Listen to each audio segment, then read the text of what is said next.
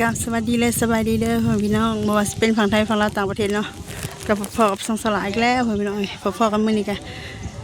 อยู่เฮือนซ่านของแม่บิ้งเนาะเมื่อวานนี้ก็มาพี่น้องมาพอดีเพิ่นจะสั่งงานเนาะเพิ่นก็เป็นหาเวียงให้เฮ็ดว่าซั่นๆอยากให้เขามีรายได้นะโดยก็ขอบคุณกับคุณเพิ่นหลายๆเด้อบรรยากาศกำลังสิขึ้นเฮือนใหม่เนาะพี่น้อง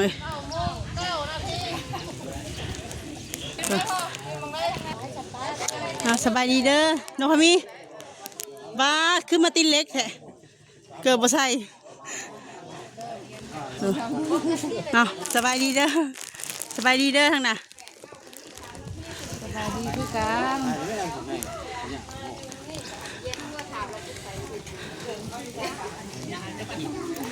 บรรยากาศ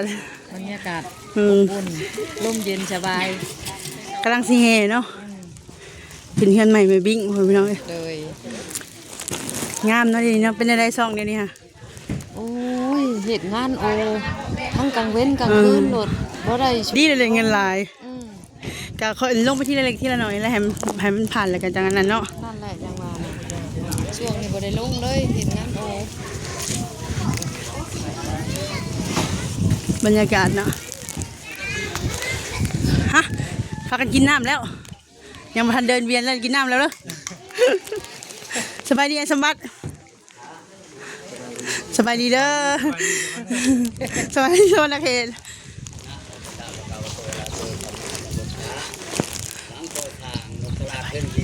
สบายดีสมบูรณ์หลังโคชางนกเงินหินคอยมีเดโซพามันทั้งค่ายหลังโคชางนกกระดาษหินขอพุงนาโคให้เดียวมาทางนี้กากาโตภาวตาธโมชันติโกอาการิโกอิปานานิโกปัตตตังอิตโกวันโนอิติดูดียามปีอิติปิโทสักโตสุขวิธีวนาวัโกสุขโตโลกาวิทูอนุตตโลบุริสาธรรมตาสารติกตาเทวามนุษย์นังพุทโธภควติคนคือมอนพันยังอันนั้นบ่ซะบ่ให้เข้าปัวนั่นมานะบนอุ่นไผ่ไผ่ถือหลังพอทางลงเรือหินขอให้เงินทำไหลหลังมาคือน้ำหลังพอทางลงหินขอคงนาโคเจียวมาทางนี้พร้อมแล้วบาดนี้เนาะพวกเราเดินทางข้าบ่ข้าได้ห้อยพร้อมด้วยทีนะอามาเดินมาแต่แล้วมาเลยเป็นมันคำทองได้รู้เมืองมันทั้งสมบูรณ์อดีตการแต่คนที่มาแล้วบุรุษจนเมื่อเราพ้นทั้งนี้มีการเพื่อนไหมนี่บ้านเมืองไทยพลังงานเนาะหลังหมอสูตรเพิ่นพี่น้องเลยมก้อนเพิ่นพา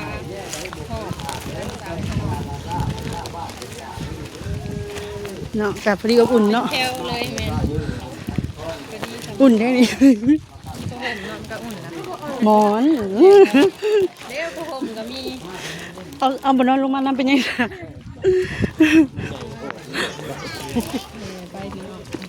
ปู่เป็นกระยางแห่แล้วมึงได้เหรอปู่ทะดอนสบายดีดอนได้หมูเลย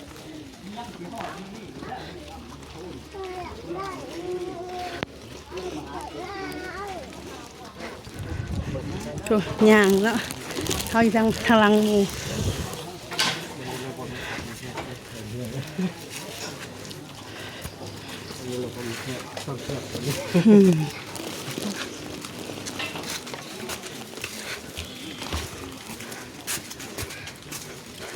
เขาอยู่หลักถ่ายมั้งนี่ก็หอบที่สอง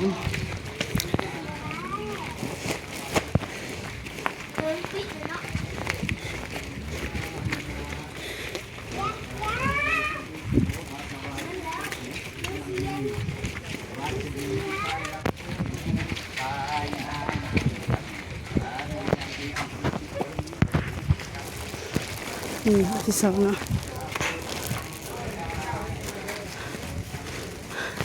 เขาอย่างราคานี่เขาเป็นองค์ขลักคุมกันทางหลังนี่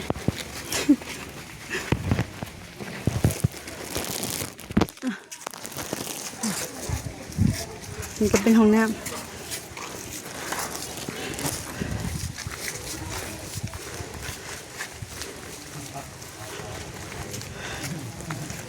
สวัสดีผมมองขึ้นอย่างไว้ชอบทิศทางมันอยากสั่นๆนี่เด้อพี่น้อย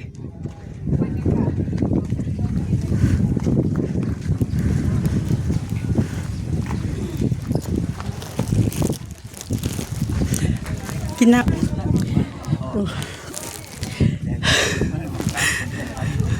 โอ้ย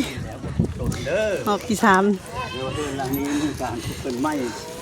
มีมาเริ่ม ไปเลย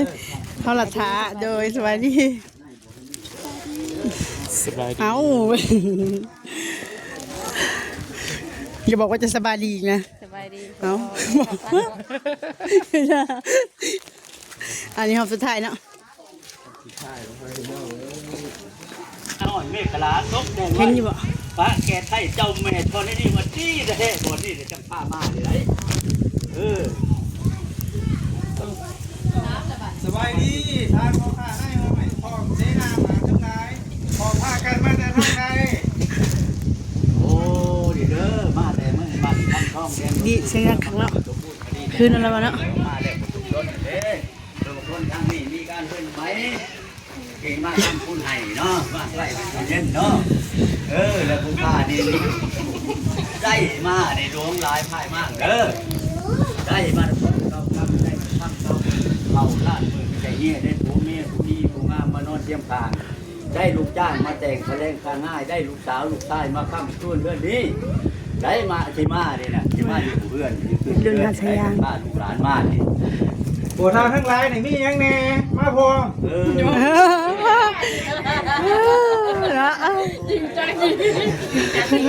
ได้ผ้าโจมเดือนดาวก็ได้มาเด้อแหลูกท้องมองลูกตัวก็ได้มาเด้อคอยนิ่งคอยชายผ้าพอดทอดใส่ใบข้าวน้ำทำป้ามีดป้าแล้วแก้แหวนเงินตั้มเครื่องตั้มกงคูนมุ่นมั่งสังขยาก็ได้มาคนมาเอื้อนหลังนี้ได้มาทั้งเงินกีบเงินบาทเงินดอลลาร์เงินยูโรโลบิโก้เล็กซันและเลเวอร์และบูเตอร์ปอเชอร์เก่งมัดและเป็น ป้า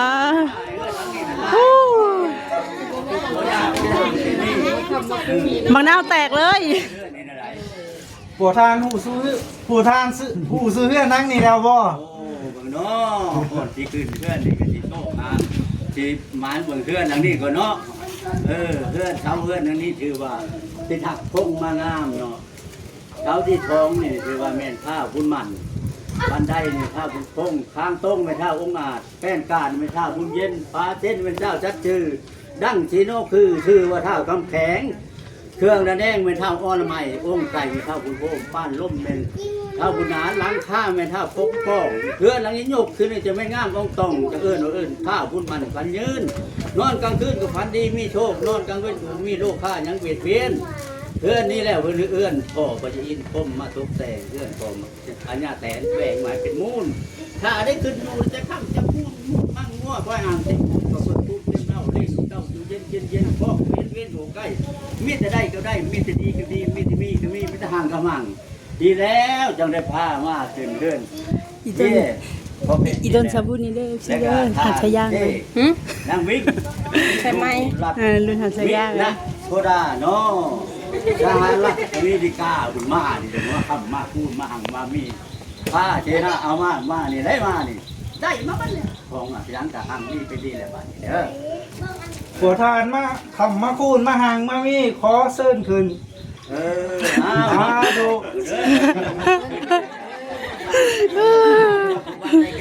จะทำเทปของดูหลานโยนอยากเรียนก็ดีเรื่องให้จำไรเป็นอาปฐมคำตายได้ทางให้มาเอิญใช่เด้อแม่นเงินรับต้อนให้ไหลเข้าเรื่องหลังนี้เด้ออ้าวบ้านเชิญเเหยียบบันเล่นเวลาเล่นเหยียบบันสองในป้าย เหยียบตามเพิ่นน่ะ คำเหยียบบัญชีในคำเก้ามือเหยียบ เอาหลบให้น่ะคือว่าซาบุนอยู่นี่ตายแล้วซาบุนบ่ได้เขาสิบอกบาบุญมีบาทองมี ชื่อยังมาถือเลยชื่ออะไรในพวกเมียบ่ได้กัน ยังไงนี่ เอาเราอยากสบุนกิ๊กเพิ่นมาหาบแล้วไปกิ๊กเพิ่นมาหาบแล้วมีกิ๊กก็มีแต่ผัวเลยจ้ะบ่อันนี้กิ๊กอันไหนอันรู้จะซื้อในไหนก็บ่บอกหรอกขนาดสิบ่ยังบ่ถือเลยบ่ถือซื้อรู้จะได้ซะป้าคือเทิงหวานนี่กับปูนเชิญไปเชิญขึ้นเงินเด้อเอานั่นมาบาดเลยเชิญขึ้นเงินเด้อเอาดีๆแสลมจะคือสีเดียวกันแท้สีม่วงบ่มักสีใหม่ๆบ่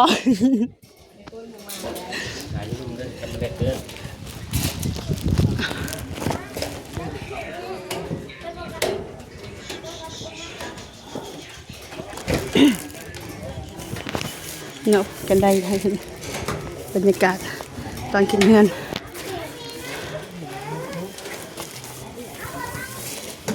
เราต้องวิ่ง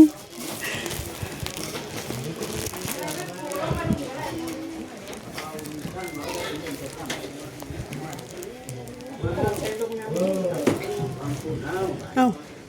สบายดีไหมเท่าสบายดีไหมเท่าเขาดูว่าจะไปใช้ยีเทิงนี่บ่ซะแต่ว่าอันนี้ได้ทางปิดมาไปแล้ว เด้อขันได้ไก่เลยจ้ะฉันทำให้เจ้าบุคคลคนลุกบ่ได้ได้ ก็นี่ขันไก่ไก่สิเป็นไก่ เด้ให้เล่านี่ก็ได้เด้ มาเพ่ให้เราเชียงกูนน่ะเอา แล้วนอนจีเคินก็ได้อากาศพวกยังเปิดแต่ตื่นไปดีได้เขาโกจัดเลย โอ้ยโอ้ ในชมคันแห้งเลยหอบก็ได้หน่อยไก่ผุดตีเนาะนับเอาแก้วน่ะต้องไงเนี่ยไก่ผุดตีเนาะไก่ผุดตีเนาะก็ต้อง โอ้ยโอ้ ตัวไก่ผูใหญ่ ไก่พู สามแล้วบาทเนี่ย ไก่นี่ไก่เนาะ นั่งเน่ากันนั่งน่ะ จะบ่ถามบ่เฮาปั่นได้ได้ถามบ่ ผ่านแห้งผ่าน เขาว่าบ่ วันดีบ่มื้อนี้ ปั่นได้บ่ ผม ปั่นยี่บ่ โยว่ากันเด้อมาจะเด้อจะเล่าความพันเนาะมาแว่เฮือนลูกนี่แหละแว่เฮือนลูกเพิ่นหลานต้นทางบนนี่เนาะชิปเชมเช้าเชมบ่ทอดเชมไปแขกชิปเลนเช้าเลนบ่ทอดเลนไปเขาชิปเงาเช้าเงาบ่ทอดเงานี่ชิปเสียงเช้าเสียงบ่ทอดเสียงแม่งหวานชิปช้างเช้าช้างบ่ทอดช้างเวรวันชิปพันเช้าพันบ่ทอดพันเฮือนลูกนี่เด้อพันว่าได้เชื้อพาอันอาเต็มส่งพันวัดทองมาตรงปั้นอยู่หอประชาแก้วพันได้เป็นปัญญาจักรพันได้ตักกินตักทานบ่หมดบ่เชงเนาะเลี้ยงลูกก็ได้เลี้ยงหลายเด้อลูกเลี้ยงโอเลี้ยงควายก็เต็มพอกเต็มแรงอยากได้อิ่วก็เล่นมาหาอยากได้หลาก็เล่นมาหอยอยากได้คอยก็เล่นมาโฮมได้อยู่นี่นะเงินเก็บก็เต็มกระเพาะเงินบ้านโดล่าเต็มกระพุ้ม สะท้องเหงื่อแตกสะท้องเหงื่อแตกแล้ว ถึงมันจะจันกับพอจะท่อนกระปานสางใหญ่ง่ายของดีงามๆ หนาเดียว แซ่บลึกๆแล้วโอ้โหมาไว้เฮือนลูกเฮือนหลานต่างนี้เด้อวันต่อเองสิพังอีบ่บ่มาบ่พังบ่ฟังเนี่ยไปแย่ในการรอดจะลังเย่เนี่ยพันอีได้พันมาผล5แก้วตกลงมาผลนี่ขาดช่องเนาะแก้วเฉด็ดอยู่ผากันลั่งมากแต่เฮือนหลังนี้เนาะแก้วตัวนึงไม่แก้วธรรมชาติใส่เริ่มเลือตาแก้วที่2ไม่แก้วสีล่าใส่งามเดืองพุ่งแก้วที่3ไม่แก้วสีบักผ้าใส่หุ่งรัดขมิ้นแก้วที่4ไม่แก้วรัดชิมเสียงกาแก้วที่5ไม่แก้วไปทูนคุณค่ามากแก้วที่6แก้วสีเวลาราคาแก้วที่7แก้วสีมุกดาใส่งามช่วยโชดเงินคำโคตรลงหลายตกอย่างใหญ่ญาติเต็มหลังดูเฮ้ยเนาะ ใกล้ผมนี่ที่ขันนี่คือพันนี่จะเอาต่อบ่ เอาต่ออยู่ ว่าแม่เป็นห่อแล้วล่ะ ใกล้ผมนี่ที่ขันเข้าตะลาวพันว่าโง่ควายช้างมาเดินเนื่องน้องเต็มตะล่างแม่นว่าเขาอยู่เราหนึ่งหนุนอันนี้เป็นไก่พร้อมตัวพันเลยใช่มันระวังมันเลยมีได้มัดกูอันเนาะมีแต่เพื่อจะเข้าขาไหลล่ำมาเทพท่าเขาคนกึ่งขึ้นมาให้แกงห้าวมีหลายรถปูบาทินตอนเก็ดไก่ปอปลาปอนกระจายทั้งไปใหม่เครื่องน้องนนเงินข้ามแก้วแล่ไหลมาบอกขาดทองเด้อลูกหลานนะ คุณนะคะทีนี้ค่ะ คำคูณแล้ว บ้านกับบ้านลึกบ้าน ไปแล้วนะพี่น้องเลย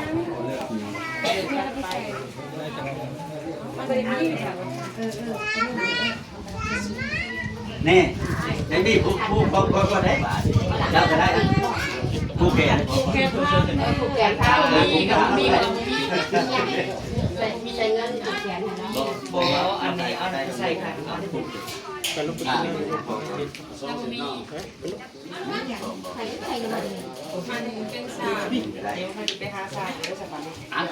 ไข่ได้ลูกสาวนั้นกัน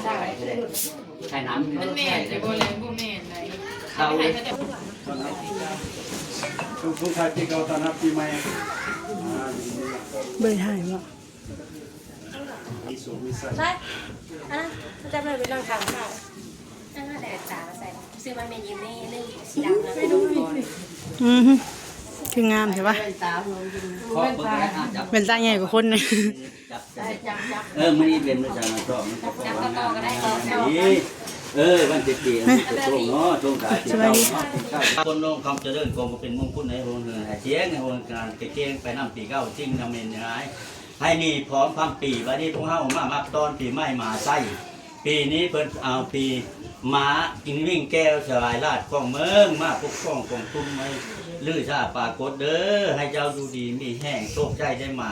ไปทั้งใดบ่ข้ามาแต่บ่ฟองมีแต่เงินไหลน้องท่องไหลมาเด้อเงินจีบได้ไหลมาเมื่อเลยก็ผ่าเงินบ้านดอลลาร์ไหลมาปุ้งจมเย็นโชคใจได้มาเด้ออ้าวชา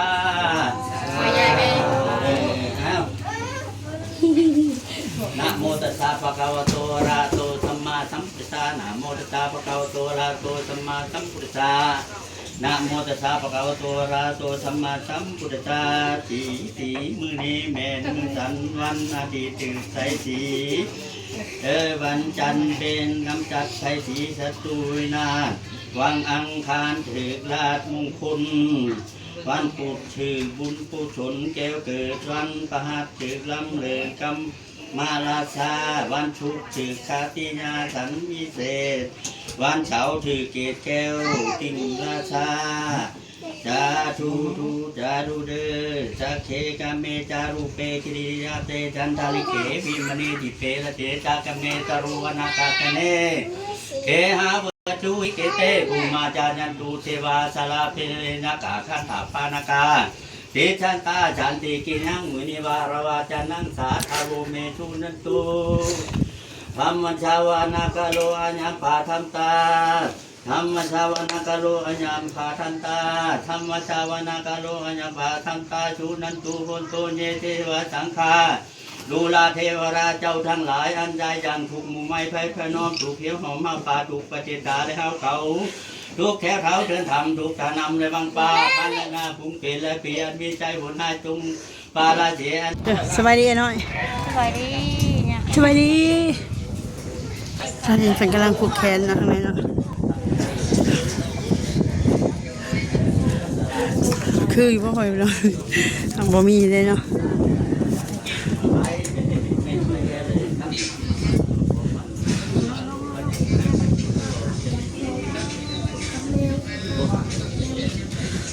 นาทีผูกแล้ว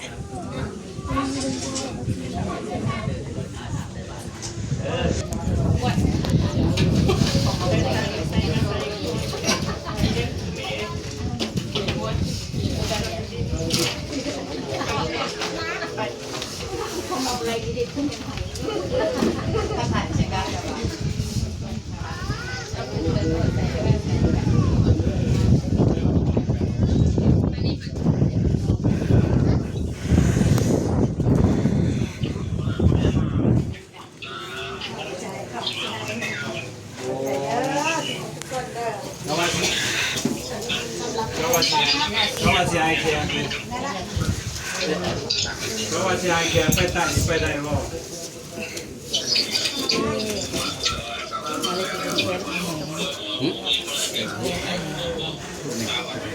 ไปพูดเกี่ยวกับไปกินหน้าเอาเสียงก็สองว่ากินหน้าไปกลับนะ รถเดินแบบเมย์พี่เมย์พี่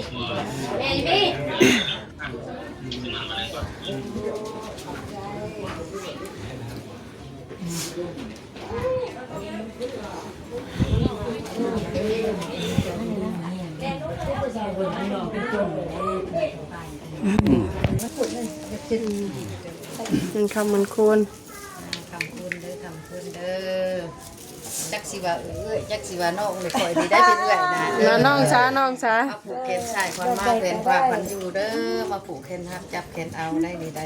บ่เคยเห็นกันจ้าเกือก็สิได้มาเห็นกันบาดนี่มาหักมาแพงกันบาดนี่นะเด้อบาดนี่ปีใหม่ปีเมือนแล้วก็ให้เจ้าดีมีแรงความเจ็บอย่าได้ความใกล้อย่างนี้คือเงินใหม่มีแต่โชคมีแต่มารเด้อ ส่งเบอร์โทรโทรไป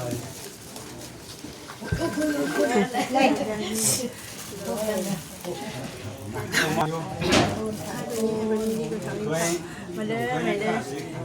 คนจะมีเงินอยู่ซานเด้อ โอเคสิสอบเอาบอกเบอร์โทรกันก็ได้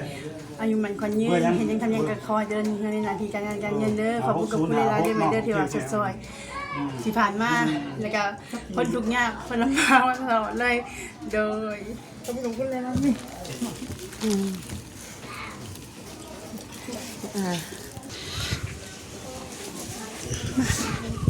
เมื่อไงจ๊ะ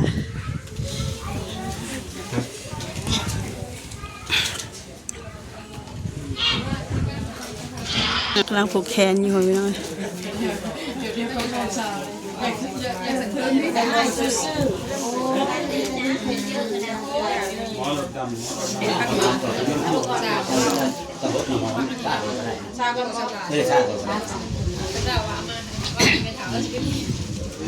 เข้ามาเด้อค่ะก่อน ดีเนาะอันดีเนาะมื้อนี้ก็คงเฮาจำลาบาสีฮักเก่าเฮาขึ้นเฮินไม้เฮ้พ่อเพชรเนาะได้กระทานเจ้นางพิงดูลัดมิโชดตาดูสลัดอเมริกาเพิ่นมาเฮือนใหม่ไทยแพ็คเต็มแล้วเลยมีแต่ทำลาบาสีฮักเก่าฮักพันและโชคใจได้หมานสิ่งใดก็ได้ดังความมุ่งมา่ปรารถนาแล้วบัดนี้ในพวกเฮาบัดนี้อาจารย์ที่แท้ป้อนให้มีใจคิดสิโชคปฏิทิชาติให้พร้อมป้อนแก้ว4ประการคือว่านิวนาข้าพระราชนำมาทำให้อนุรักษ์ภูเขาถึงเท่าพันวันนั้นมีสีสลัดสีสลัดแก่เจ้าจะมีเท่าภูของภูโคลีมีมาต้องพ่นไฟอย่าว่าบ้าก็จะเว้นในต้องอันนี้เว้นใกล้ทุกครั้งนั้นให้ได้นั่งนอนกินทั้งชัดจินต้องให้งานเงินของเจ้าเด้อเงินอะไรมาเข่าธนาสารนับร้อยโกดเด้อโทษจะบ้านมาจะต้องให้บุญนู่ตรงน้ำพลังนั้นให้มีเหลือหลายหมื่นพ่ายช้างต่างทั้งกายพร้อมทั้งใจมัดทุกขาทั้งสติปัญญาตลอดหอดจัดกินก็เหมือนนอนค่ำนั่งแท่ค่ำเด้อเจเด้อสาธุ แล้วบ้านนี้นี่แต่ชิดน้ำมันไปจังเลยเนาะชิดหน่อยที่อยากเรียนเนาะเอาไว้ได้เนาะในภาษาปะกาวะโตระเปสมาจะปุจานะโมตัสสะปะกาวะโตระโตสัมมาสัมพุทธัสสะนะโมตัสสะปะกาวะโตระโตสัมมาสัมพุทธัสสะสีอุปชาปาจุลาชาคือแห้งสูงน้ำตะแกงอันนี้เป็นน้ำพริกน้ำจืดน้ำตะแกงนี่ไหลมาจากแก้วจากไม้คุ้มค่าโอ้กูจะหดใจเช้าอะไรเช้าเล่าโหดเช้าเลยกี่ไปโหดกันได้แล้วเกิดคำของพูดมุ่นมั่งสังกัญญาโหดนอนเจ็บพระพุทธบดาก็ยังเป็นแต่แก้วนอนน้ำตะแกงแล้วกันที่ขอให้มีเดชะแก่กาหดตักมาเลยงูควายก็จะเกิดเป็นตัวก็เกิดเป็นน้ำนินน้ำมณีเป็นน้ำตรงไปได้ยินอโมทรงโลดโหดแล้วจะลายประโยชน์หายโทษหายไปหายหรัฐไทยน้ำอันนี้แม่น้ำตรงโคราชประตูคนแก้วฮะจะน้ำแก้วเหมือนอินเบิร์ดบ่มประตูแต่งไว้ฮะกินได้มาหดทุกคนเพื่อหายกังวลและจงให้ขอให้ได้ดังความมุ่งมา่ปรารถนานั้นก็เถิดปีใหม่ขอประสบประด้วยความสุขความเจริญกิจใจได้ดังความมุ่งมา่ปรารถนาก็เถิดนะโมจักวาอนุวาทิโนสำนักสังฆังอาทุจาทุจะด้วยทำบุญบัดนี้ได้แล้วโคตรหอมโคตรแล้วบ้านนี้วิธีเช็ดซีเรียนรอดผมนะพิธีเช็ดซีเรียนรอดเอาผูกแขนแล้วกันไฮแลนด์นี่ไปน้ำปีเก่าเมื่อทำได้บริเอาทำนี้อย่างนี้แหละในชากินใหญ่มากเดียวกันปลูกมาได้น้ำมันเบิ้ลไปให้ผมซื้อเร็ววันนี้เอาเป็นหมากอะไรบ้างน้ำเละ อ้าวดีจ้าเว้ย มาคือเดินไปวิ่ง เอาหักแทงกันเนาะมีหยังกับผมพาใส่กันเนาะอ่ะ เอาพัดไก่เฮียนเคียงกันดีมีเฮงเฮงรวยๆเด้อเดี๋ยวสาธุไปทำงานหาเงินหาทำก็ให้ได้ให้จุกให้หานะเวลากับผูกให้อ่ะ เอาเป็นหมาไปเลยเด้อ เด้อเวลา นี่คือหมักสลีมันนะวะ ขอให้กินให้พญาลูกค้าเด้อบัดนี้ให้มีแต่สิ่งดีๆเข้ามาในชีวิตเจ้าในบัดนี้วิทย์ให้ว่างซะเนี่ยมันบ่จบบ่ดีบัดนี้แต่นี่ต่อไปซะ สาธุมาเฮามันจับเดินหน่อยกับเป็นทีเรียบร้อยปลูกแขนขึ้นแค่ไหนเพิ่นเป็นทีเรียบร้อยแล้วพอดีสลากันพอดีสิมาหับเฮ็ดอันนี้พอได้เงินไปเอารถเนาะเพอรถสลาเพเพิ่นไปเลยเพคักเลยบัดนี้นอกเลย มันเล็งบ่ขึ้นเลยสงสัยอันนี้เพิ่นว่าเกียร์บ่เกียร์หมดบ่เล็งมันจะเล็งบ่ขึ้นหั้นนะโดยเนาะสำหรับคลิปนี้ก็ขอให้ทางแม่เพิ่นอยู่ดีมีแรงคำพูนเนาะเป็นคำอะไรมาเทมาขึ้นขึ้นใหม่สยามเลยค่ะมีแต่ความสุขความเจริญยิ่งขึ้นไป โดยสำหรับคลิปนี้ก็ขอจบคลิปเพียงเท่านี้พอๆคลิปหน้าเด้อคลิปนี้ขอกล่าวคำว่าสบายดี